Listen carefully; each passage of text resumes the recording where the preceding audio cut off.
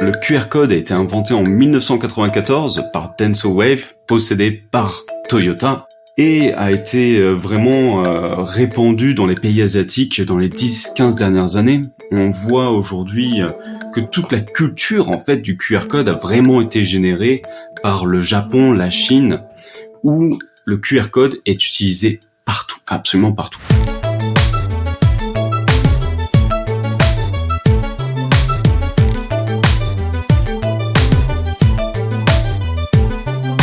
Sur les billets d'avion, les boîtes de céréales, les cartes de visite, les tables de restaurant et bien sûr sur le fameux pass sanitaire, oui, les QR codes se sont installés partout autour de nous ces dernières années. Et si on se rencontrait, vous et moi, aujourd'hui, eh bien, je vous donnerais ma carte de visite avec un petit QR code dessus. Et en le flashant, vous arriveriez directement sur le site de ce podcast, mondenumérique.info. Ces petits carrés noirs et blancs sont une sorte de porte d'entrée vers le monde numérique, disséminé un peu partout dans le monde analogique. En fait, c'est un lien physique entre le réel et le virtuel. Ça paraît simple, un QR code, mais c'est aussi super puissant. Et c'est une invention ancienne, mais pleine d'avenir. C'est cette histoire du QR code que je vais vous raconter dans cet épisode spécial de Monde Numérique. On verra comment fonctionnent les QR codes, et puis on découvrira aussi pourquoi cette technologie a mis si longtemps à s'imposer en Europe, et quels sont les usages, parfois même les plus insolites. Cet épisode vous est proposé en partenariat avec Orange, qui a choisi Monde Numérique pour vous aider à mieux comprendre la technologie. Alors d'abord, ça vient d'où, le QR code ? Pour remonter aux origines et pour vous raconter cette histoire, on va donner la parole à un professionnel. Vincent Biret, CEO de la société Unitag, basée à Toulouse et à Londres, spécialisée dans la création de QR codes. C'est lui qui va nous raconter tout d'abord comment le QR code est né dans les années 90 au Japon pour remplacer le code barre. Alors c'était mis en œuvre simplement pour l'inventaire de pièces automobiles. En fait, c'est quelque chose de très très simple, c'est qu'on met un QR code et ça permet, avec une machine en fait, un tapis de production, et ça permet une lecture très très rapide de data qui est bien plus, on va dire, riche qu'un simple code barre. Le code barre ne pouvait contenir que 12 à 13 chiffres et Denso avait besoin d'éléments supplémentaires, mais également de kanji, c'est-à-dire de caractères japonais. Et il n'y avait aucun code qui ne pouvait posséder des kanji. C'est l'une des seules matrices 2D, l'un des seuls codes qui permet de supporter des kanji. Voilà. Donc c'est quelque chose d'assez simple. Ils ont créé ce QR code et qui au final, dans sa première version, ne pouvait supporter que très peu de caractères, et au fur et à mesure ils l'ont développé pour justement posséder bien plus d'informations comme celles que l'on connaît aujourd'hui, les QR codes finaux que l'on connaît aujourd'hui. L'inventeur du QR code, il s'appelle Masahiro Hara. En 1994, il travaille donc pour l'entreprise Denso Wave, filiale de Toyota. Il met au point ce QR code. QR code, ça veut dire Quick Response Code, c'est-à-dire en français, code à réponse rapide, comme vient de l'expliquer Vincent. L'objectif, en fait, c'était que ça puisse être lu très rapidement par un ordinateur. En octobre 2021, Libération a retrouvé Masahiro Hara, l'inventeur du QR code. Il a publié un portrait et une interview dans laquelle celui-ci explique qu'au départ, il envisageait surtout une utilisation professionnelle. Il ne pensait pas que cela pourrait être un jour utilisé par le grand public. Mais Masahiro va prendre une décision pour laquelle on devrait tous le remercier aujourd'hui. En fait, au lieu de déposer un brevet afin de conserver pour lui-même la propriété de son invention, 5 ans plus tard, en 1999, il décide de la placer sous licence libre. C'est-à-dire qu'il va permettre à n'importe qui de l'utiliser sans payer la moindre royalty. Alors, du coup, l'invention du QR code ne rapportera pas le moindre yen à son inventeur. Mais pour nous les utilisateurs, ce sera tout bénef. Car c'est ainsi que le QR code va être adopté massivement dans toute l'Asie et devenir extrêmement populaire à partir des années 2010. Notamment grâce à l'application chinoise WeChat permettant de payer par QR code. Là où est-ce qu'on a vu vraiment l'implémentation du QR code, c'est dans les marchés ambulants. Ça a été absolument superbe, car plutôt que de devoir payer en fait avec un TPE, il y avait simplement la possibilité d'imprimer un petit QR code et d'être payé directement. Ça a été une véritable révolution économique et on a vu en 2018 que 83% des paiements ont été faits via mobile en Chine. C'est vrai que ça a été absolument incroyable. Et aujourd'hui, c'est vrai que si vous visitez la Chine, si vous voulez visiter un peu ces marchands ambulants, tout est fait avec des QR codes. Vous pouvez scanner, chaque article va avoir son propre QR code que vous pouvez scanner, que vous pouvez acheter. Vous allez, j'étais au Japon, vous allez dans ces restaurants dits automatiques, vous scannez votre QR code, vous représentez un QR code, tout est validé, tout est transféré, et c'est vrai que c'est absolument génial. Bon, techniquement, comment ça marche un QR code ? On sait que c'est inspiré du jeu de Go, on sait que ça contient des informations sous forme codée, environ 200 fois plus d'informations que les codes barres, mais surtout il y a une particularité, c'est que l'inventeur Masahiro Hara a mis 1 an à trouver un système unique permettant, quand on scanne le QR code, de savoir immédiatement que cette bouillie de gros pixels est un QR code et doit donc être interprété comme tel. Explication de Vincent Biret.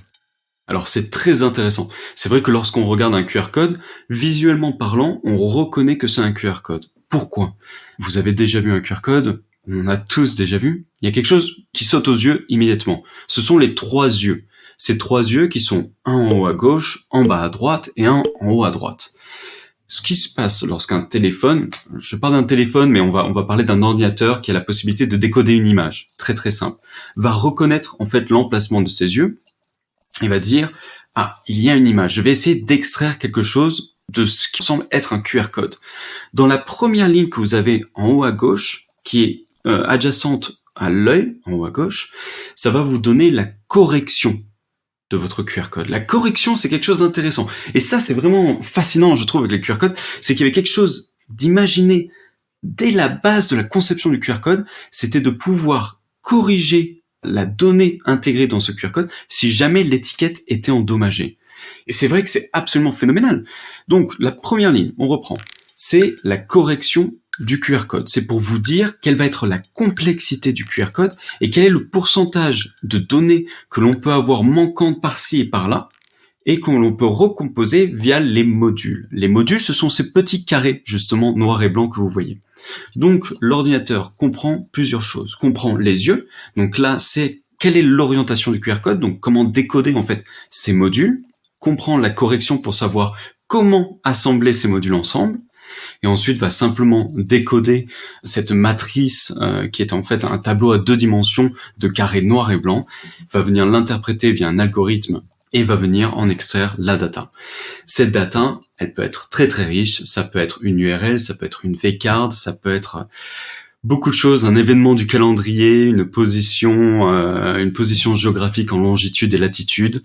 Ça peut être beaucoup de choses. Et ensuite, de la donnée binaire brute, c'est-à-dire de l'information, de la donnée brute, simplement compréhensible par l'ordinateur. Donc, ça nous donne des chaînes de caractères, en fait. On peut mettre, c'est quoi aujourd'hui Aujourd'hui, on est capable de monter à 4092 caractères. 4092 caractères, c'est énorme, et c'est ce qu'on appelle, ce qui est supporté par la version 40 du QR code. Et alors, généralement, ce sont vraiment des QR codes visuellement qui ne sont pas très jolis. C'est vraiment très cafouillis. On dirait Canal+, quand on n'avait pas les décodeurs. Et ça ressemble vraiment à quelque chose de très grisé, très complexe. Et nous, ce que l'on voit aujourd'hui sont des QR codes, généralement d'une version un peu plus antérieure, où là, on va avoir 100, 200 caractères maximum, et qui sont justement plus reconnaissables par l'œil humain. Le but, c'est également, lorsqu'on a une campagne marketing, c'est que les gens comprennent que c'est un QR code. Si vous avez vraiment un tableau de pixels, c'est pas vraiment parlant pour l'utilisateur. Mais oui, on est capable aujourd'hui de mettre énormément de données dans un QR code. Et oui, car il existe en fait plusieurs types de QR codes. Bon, ça on va en reparler. En attendant, il y a un autre point à souligner qui est intéressant. Donc vous avez votre smartphone, vous ouvrez l'appareil photo, vous scannez le petit carré, il reconnaît que c'est un QR code. Mais là, que se passe-t-il si le QR code est abîmé ? Eh bien, la plupart du temps, ça marche quand même. C'est ça l'avantage. Alors qu'un code barre classique, lorsqu'il est éraflé, est illisible, Un QR code abîmé à hauteur de 30%, lui, reste lisible. C'est ça qui est formidable avec cette technologie, c'est qu'en plus, elle est en quelque sorte hyper résiliente. Tout à fait, et c'est là la beauté du QR code, vraiment. C'est pour ça que vous voyez également des QR codes qui ne sont pas que noirs et blancs. C'est-à-dire qu'on est capable, nous, chez Unitag, par exemple, d'avoir des logos avec de la transparence. On est capable de mettre des logos dans le QR code pour rendre un design un peu plus sympa, un peu plus joli, un peu plus attractif à l'œil. Malgré le fait qu'il y ait une image superposée dans le QR code, on est quand même capable de le décoder. Et c'est grâce justement à cette correction, à cette redondance de la donnée dans le QR code que l'on est capable, pas nous-mêmes, mais que les téléphones soient capables de les décoder. Ok, ça c'est bien. Maintenant, il reste une question un peu dans le même registre, c'est celle de la sécurité. Peut-on pirater un QR code ? Peut-on le trafiquer pour transformer l'information qu'il contient ? Par exemple, juste en griffonnant avec un stylo ? La réponse de Vincent Biret. Alors, transformer les informations qui sont contenues dans un QR code. On va reparler un petit peu de la correction, justement. Si vous dessinez des petits carrés de manière, on va dire, aléatoire, ça va être très compliqué d'altérer un QR code. La seule chose que vous risquez de faire, c'est de corrompre le QR code. C'est-à-dire que c'est illisible. Mais manipuler à la main un QR code est vraiment très, très complexe. Je ne dis pas que c'est impossible, il doit être possible à un moment d'injecter de la donnée manuellement dans un QR code, mais le risque est tellement faible, car encore une fois on parle de correction, vous savez avec la correction, on est capable de reconstituer l'entièreté du QR code via certaines zones. Donc arriver à corrompre et en plus passer au-dessus de l'algorithme de correction, c'est tout de même assez costaud. Voilà qui est plutôt une bonne nouvelle. Mais quand même, alors j'ajouterai aux explications de Vincent Biret que, certes, s'il est difficile de pirater, de modifier un QR code, il existe quand même des risques d'arnaque. Par exemple, si je remplace un QR code dans un magasin par un autre QR code qui renvoie vers un faux site web, en fait, sur place, personne ne s'en rendra compte. Et donc, je pourrais arnaquer les clients en leur demandant leurs coordonnées bancaires, etc. Mais bon, encore faut-il évidemment que je puisse remplacer le QR code en question, donc ça ne peut concerner que certains QR codes à certains endroits, on est d'accord. À noter que l'inventeur, Masahiro Hara, qui est aujourd'hui âgé de 65 ans, a encore plein d'idées pour perfectionner son précieux QR code, afin de le rendre plus sûr. Par exemple, il a mis au point lui-même un truc qui s'appelle le SQRC, un QR code dans lequel on peut dissimuler certaines informations afin de garantir son authenticité. Et puis, comme je l'ai évoqué, il existe des variantes du QR code. Par exemple, ce que vous avez dans votre passe sanitaire et dans l'appli Tous Anti-Covid, ce n'est pas un QR code, c'est un data matrix.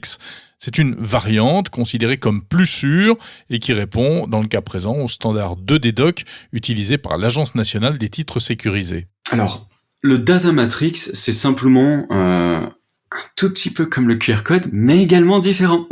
Ça utilise différents algorithmes de génération, avec différentes capacités de stockage, mais on ne s'arrête pas au data matrix. Le data matrix est un tableau à 2 dimensions, comme le QR code, avec des points noirs ou blancs, avec quelque chose de très particulier, qui est une bande verticale et une bande horizontale, sur la gauche et en bas, qui définissent en fait, pareil que le QR code, l'orientation du code en lui-même, et est capable d'être décodé par des appareils spéciaux.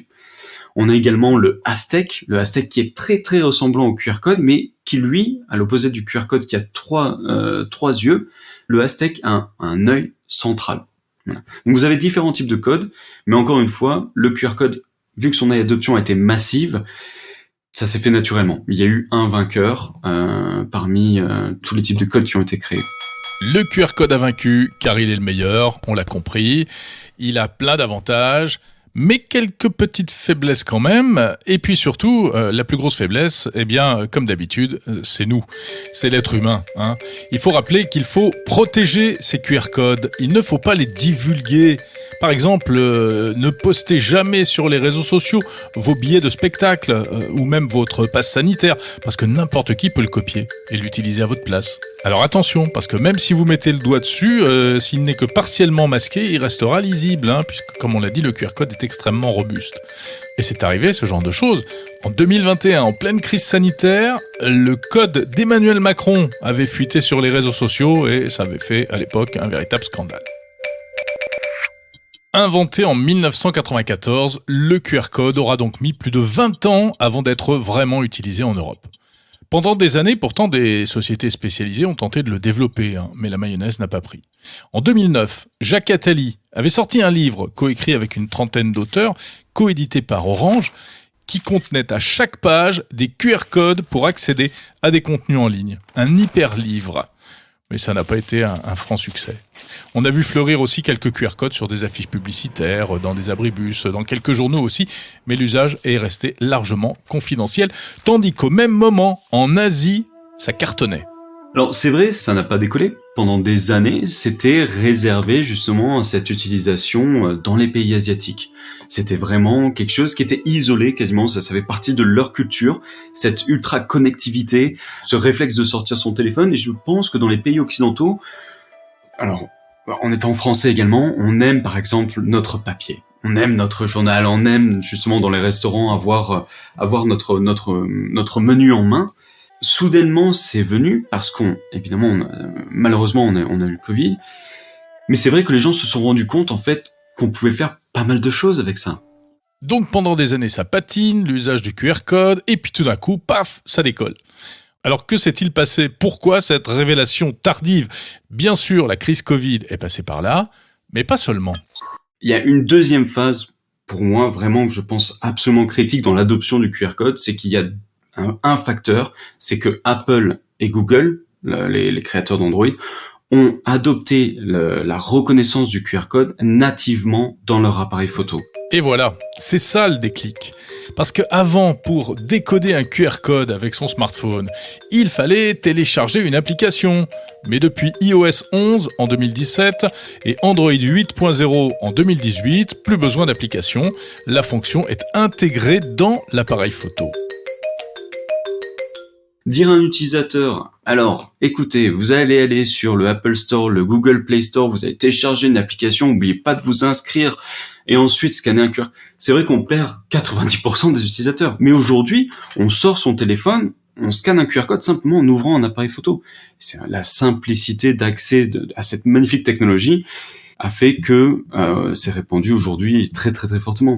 Si on prend un peu de recul, on réalise donc qu'en matière d'adoption des technologies d'une manière générale, les outils eux-mêmes sont super importants. Une technologie a beaucoup plus de chances d'être adoptée massivement si elle est facile à utiliser, plutôt que s'il y a une barrière technique, même minime. Parce que les gens font la part des choses entre ce que ça peut leur rapporter comme bénéfice et l'effort que ça leur demande en échange. En fait, il n'y a que les geeks pour utiliser des technos compliqués. Alors, pour creuser un peu cette idée-là, je me suis dit, tiens, je vais appeler un sociologue. Franck Cauchois, il est professeur de sociologie à l'université Toulouse-Jean Jaurès, chercheur au laboratoire LIST CNRS et membre senior de l'Institut universitaire de France. Et il a écrit un livre, alors en 2011, ça date un peu, mais sur les QR codes, les data matrix et les flashcodes. Voici comment il explique la chose. En fait, on ne peut pas isoler un dispositif technique. C'est pas qu'une question sociologique, c'est est-ce que les gens manifestent de l'intérêt ou non. C'est tout un écosystème, toute une infrastructure. L'usage du dispositif lui-même dépend de conditions d'usage qui sont des conditions très technologiques et matérielles. Par exemple, c'est tout bête, mais un téléphone projette sa propre ombre sur l'image. Ça perturbe très fortement la réception. Et à cette époque, les capteurs des téléphones de l'époque étaient moins bons en définition, donc ça créait du bruit et ils n'arrivaient pas à lire les codes. Pareil pour la luminosité, pareil pour la qualité du réseau.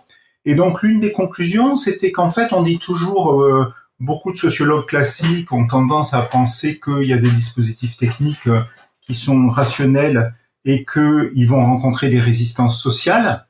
Et en fait, nous, on a montré l'inverse, c'est-à-dire que les gens, en fait, étaient très bien disposés vis-à-vis des technologies et que c'est les technologies qui résistaient à l'appétit d'usage des personnes. Alors, ça, j'avoue que ça me fait vraiment plaisir. Parce que moi, une technologie ou une interface mal faite, ça me rend dingue. Un site moche, mal conçu, pas pratique, c'est insupportable. L'interface, c'est primordial. Beaucoup de gens pensent qu'ils sont nuls en informatique, alors qu'en fait, c'est souvent le site qui est nul. Et quand on dit qu'il y a 20% d'électronisme en France, c'est-à-dire des gens qui ne savent pas se servir des outils numériques, en fait, c'est quand même en partie à cause des outils eux-mêmes.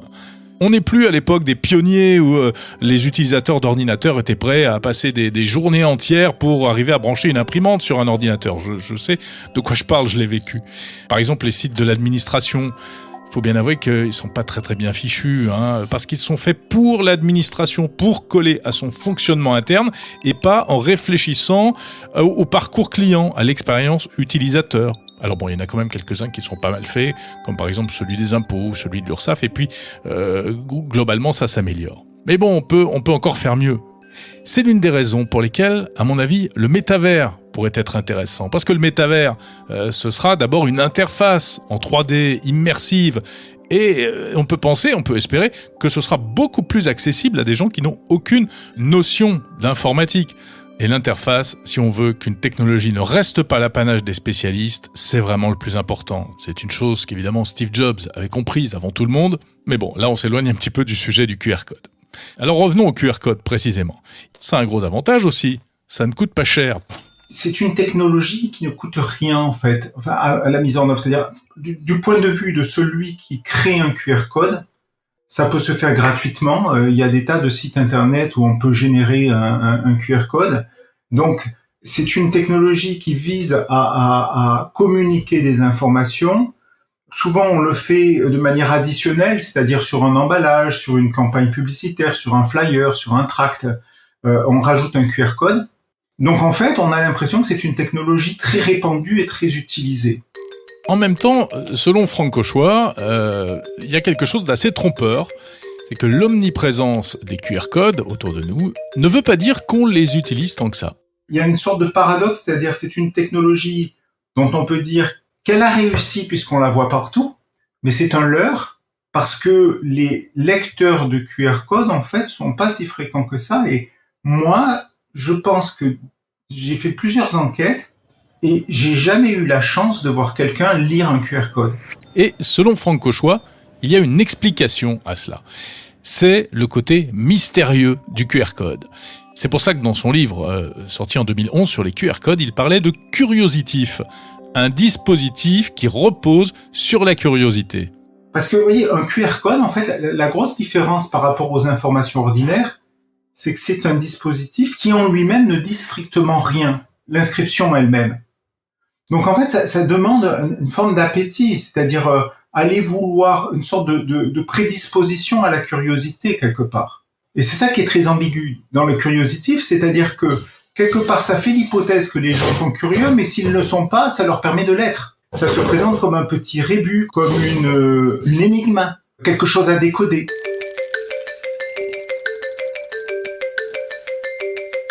Si l'on continue l'exploration du phénomène QR code, il y a une autre question qui est soulevée par la généralisation de ces petits carrés pixelisés. Une question philosophico-politique, pour employer des grands mots. Serions-nous en train de basculer dans un nouveau modèle de société ? Une société de code à flasher un peu partout pour accéder à des services, pour bénéficier d'autorisations, etc. Bref, une société de surveillance. J'ai demandé au sociologue Franck Cauchois ce qu'il en pensait. C'est une question légitime. Parce que on est dans l'univers du numérique, de recueil de traces. Lorsqu'on lit un QR code, ça produit des échanges d'informations qui sont stockés sur des serveurs, etc.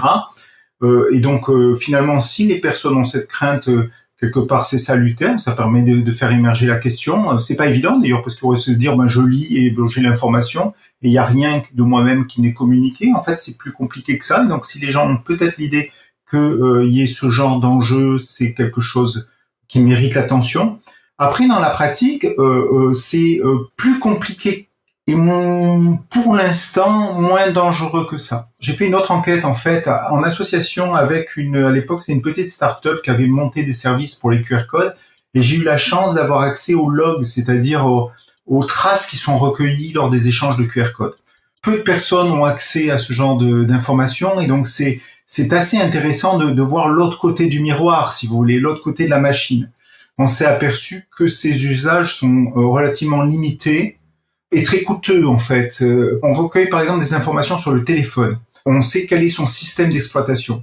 Mais en fait, souvent, c'est lié à des variables sociales parce que ceux qui sont sous iOS, Apple, c'est pas le même public que ceux qui sont sous Android, mais vous voyez, c'est des signaux faibles. Donc c'est pour ça qu'il faut se méfier de ces technologies, parce que vous voyez, c'est une technologie cheap, assez facile, mais qui pourrait se prêter à des usages plus sophistiqués et plus problématiques. Bon, voilà qui est à la fois rassurant et pas si rassurant que ça, ce que dit Franck Cauchois. En gros, un QR code, ça ne permet pas d'apprendre grand-chose sur nous, sauf évidemment si c'est un code qui nous concerne, comme le pass sanitaire.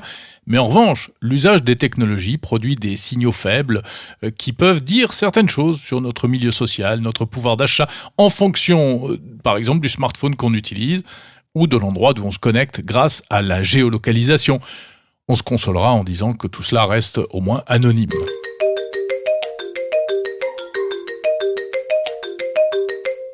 Alors je m'aperçois qu'il y a une chose dont on n'a pas encore vraiment parlé, ce sont les applications des QR codes.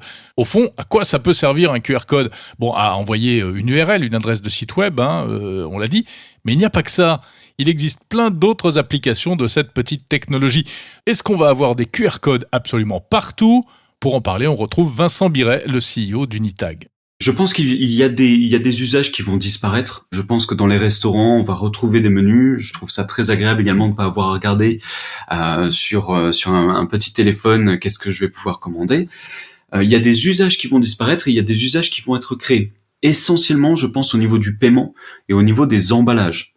Le paiement va être beaucoup plus simple, beaucoup plus sécurisé, qui est déjà très très pratique aujourd'hui. On a des méthodes de paiement assez simples sur nos téléphones. Mais le QR code pour pouvoir imprimer directement sur un ticket de caisse, pour pouvoir récupérer ses points, pour pouvoir activer une garantie, par exemple, d'un appareil électroménager que l'on vient d'acheter, tout ça va être possible directement, je pense, depuis les QR codes. Et on le voit aujourd'hui, ça commence à rentrer en place. On le voit, on travaille avec des clients aujourd'hui sur les chaînes de production également, sur les emballages. Plutôt que d'inscrire des manuels de 30 pages pour monter un meuble, on est capable maintenant d'avoir un QR code sur un petit bout de papier ou même sur la boîte en elle-même, où on dit si vous voulez avoir votre manuel, simplement scannez ce QR code et vous avez en plus le choix entre un manuel et une vidéo. C'est-à-dire que si vous voulez pas lire votre manuel, regardez cette vidéo, etc., etc. Donc vraiment, des usages vont disparaître, c'est normal, c'est comme toute techno. Et de nouvelles vont s'en créer, et je suis sûr que c'est là pour rester pour un petit moment. Et puis il y a aussi la fameuse V-Card, cette carte de visite virtuelle sous forme de QR code. Et ça intéresse les gens pour plusieurs raisons. Alors le premier intérêt qu'il y a, c'est vraiment sur l'écologie. Aujourd'hui, nous, on travaille avec beaucoup d'entreprises qui sont vraiment très intéressées de passer du papier à la techno. C'est-à-dire qu'ils préfèrent, comme vous avez pu le voir peut-être, un QR code en bas des emails en disant « Scannez mon QR code, vous aurez toutes mes informations ». Ou une carte de visite un peu plus rigide, un peu plus costaud, même en métal, parfois on en voit, et simplement de dire à quelqu'un « Écoutez, scannez mon QR code et vous aurez toutes mes infos ». Plutôt que de distribuer, vous savez, un peu à la chaîne, toutes les cartes de visite. C'est vrai que c'est vraiment quelque chose qui est intéressant pour les entreprises parce qu'ils peuvent mettre quelque chose de concret sur leurs efforts de réduire leurs émissions de CO2. Et la V-Card est vraiment notre arme de front là-dessus sur l'écologie. Ce qui est bien avec les QR codes également, c'est qu'on peut mettre ça arrive absolument tous les jours, mais de faire une simple faute d'orthographe dans un nom, ce qui est assez dramatique lorsque vous envoyez 300 cartes à l'imprimeur et que vous découvrez mon nom il est pas bon. On peut corriger avec les QR codes justement en temps réel toute faute d'orthographe, tout numéro de téléphone, adresse email. C'est-à-dire que le QR code ne change jamais. C'est l'URL de destination ou la ressource de destination qui, elle, va changer. Voilà. Et nous, en fait, avec Unitag, on a créé un service intermédiaire que l'on appelle un résolveur et qui va venir résoudre ce QR code, cette URL, en la ressource finale désirée par l'utilisateur. Alors, c'est là que l'on touche du doigt l'aspect économique aussi du QR code. Fabriquer ses propres QR codes sur Internet, c'est gratuit, c'est facile. Mais si vous voulez y attacher par exemple votre profil personnel avec vos numéros de téléphone, vos adresses, etc., ça coûte 2 à 3 euros par mois. Mais il y a aussi des applications carrément insolites du QR code. Il y en a même certaines qui font carrément marrer Vincent. Écoutez, on a quelques exemples qui sont absolument géniaux. Moi, ce que j'adore, c'est vraiment c'est vrai qu'on a du B2B, mais c'est vrai qu'on a beaucoup de personnes qui font des QR codes pour télécharger des albums de famille, envoyer beaucoup de mariages. En ce moment, c'est l'été, beaucoup de mariages. On a quelques questions. Est-ce qu'on peut changer les couleurs pour s'adapter aux cartes de vœux? Et de temps en temps, nous avons quelques tatouages. également. C'est vrai. Ah ouais, des QR codes tatoués sur la peau. Tatoué sur la peau. On a eu le cas et on a dû faire une mise à jour d'un QR code après la séparation d'une personne. C'est le risque avec le tatouage. Mais bon, il menait à quoi ce QR code? Je pense qu'on a un secret professionnel qui se garde derrière, mais c'était le nom d'une personne. Voilà, c'est tout ce que je dis. On arrive au bout de cette découverte du QR code et c'est donc le moment de se poser la question, c'est quoi le futur du QR code ? Eh bien, certains commencent à réfléchir à des QR codes encore plus sophistiqués qui pourraient contenir encore plus d'informations, beaucoup plus que les 4000 caractères actuels.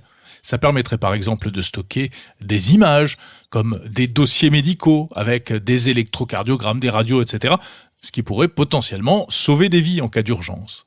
Et puis des chercheurs américains de l'Université de Washington et de Microsoft travaillent même sur un système basé sur de l'ADN.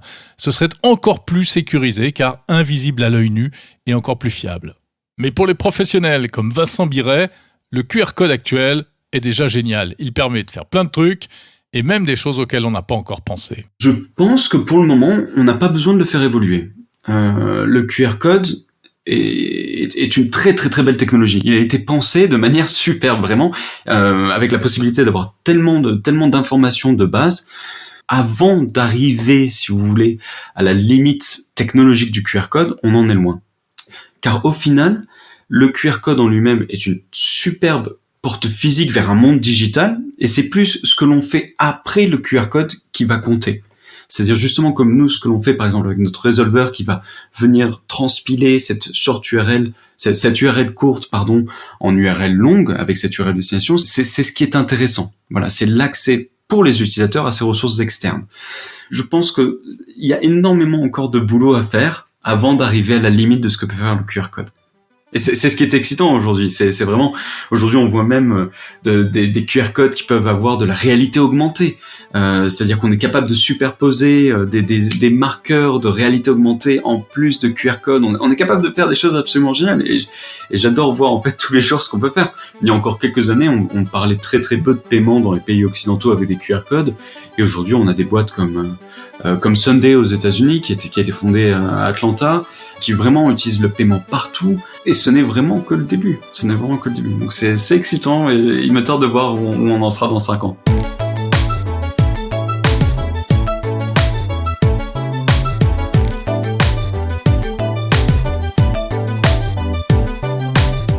Merci d'avoir écouté cet épisode spécial de Monde Numérique en partenariat avec Orange. Réalisation signée Thomas Langlin. On se retrouve tout l'été pour décrypter des technologies. Grâce à Monde Numérique, vous allez tout comprendre. Rendez-vous sur toutes les applis de podcast. Abonnez-vous pour recevoir directement tous les épisodes. Faites connaître Monde Numérique à vos amis. Laissez-moi des petites étoiles et des commentaires. Et puis, vous pouvez également retrouver tout l'historique de Monde Numérique sur le site mondenumérique en un seul mot.info. Je vous souhaite un très bon été.